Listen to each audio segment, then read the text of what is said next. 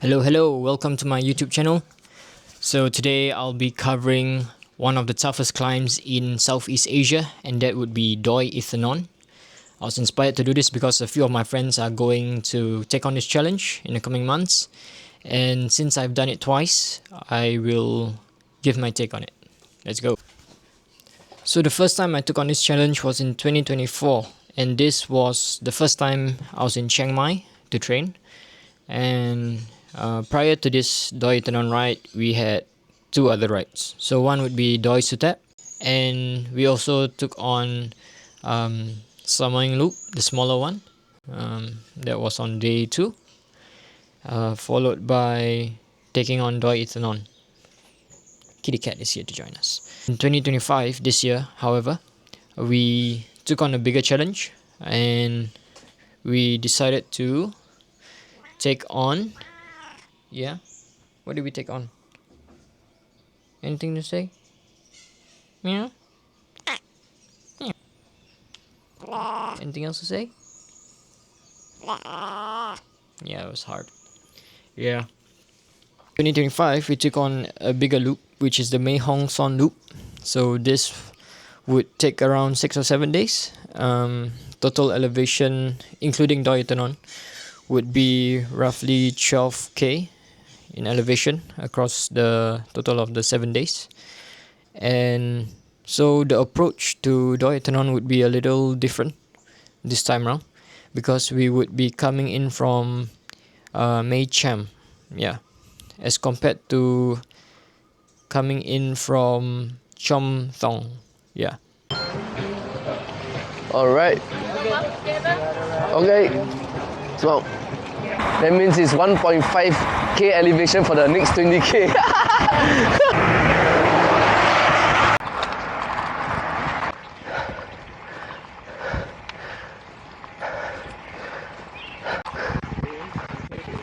Morning. 5-5. Yeah. 5-5 ever pay. Oh, car. Car, yeah. Oh, okay. Okay. 4, 1, 2. If you are coming from Chiang Mai itself, most likely you will be doing the same route that we did in 2024. The main thing is that the bulk of the elevation would be in the last half of the climb. Yeah, okay, thank you. 2 more behind. Yeah, thank you.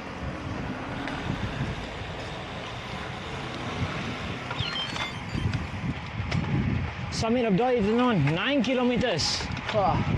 And we still go 9 kilometers to the end. It's true. But we are also having to go how many kilometers up? 1 more K, 800 more meter up. 800 more meters up. Wow. There will be like a few bends before the pagoda. The road will get quite narrow because you'll be sharing it with other vehicles depending on what time you go. That makes it a little bit more difficult, because normally when you are struggling to go up a hill or climb, you would tend to sway from right to left. You will feel a little bit stressed because you can't do so if there's a car next to you, obviously.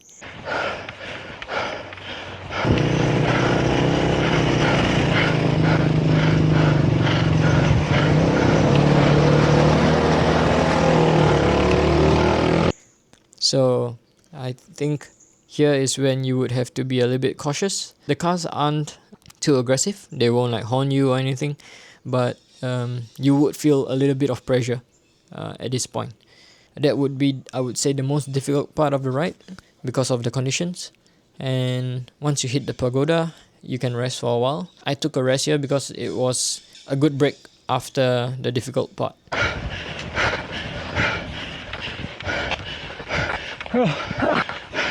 I see.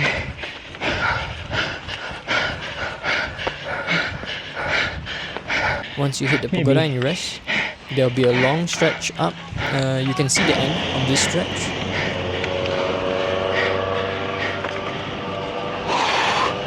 Wow. 5 km left to the end. Still no checkpoint inside. There will be a rest point or lookout point. So when you go from the pagoda all the way up, and you turn left, all the vans will be waiting there. There'll be like a big parking lot, and at the parking lot, most likely Okay, then your maybe guide will I'll be take waiting a for you with some refreshments. electrolyte drink. So just think about that, and don't stop before that. Your legs might be worn out, especially after the climb to the pagoda. But yeah, just know that you're not too far away from the endpoint already. After you rest a little bit at the car park or the waiting area, that will be your final stretch to the peak, to the highest point of Thailand. Here we are, highest spot in Thailand. Hey guys, how you doing? Well done. Well done. How was it? How was it? It was not easy. Not easy, yeah. It was not easy. If you are looking at Strava, would actually be the second checkpoint to Doi Ithanon. So this is the last 9 kilometers that I was talking about, and total elevation based on this is 843 meters. This is where the bulk of your time will go to. So the first year I did this second checkpoint, it took 1.5 hours. 1 hour, 31 minutes, 59 seconds.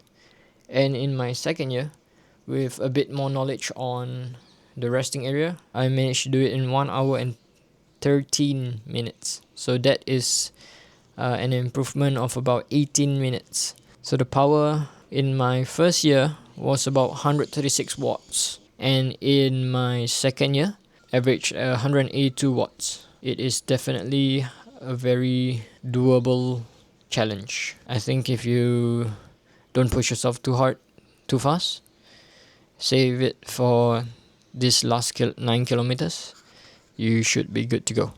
All the best.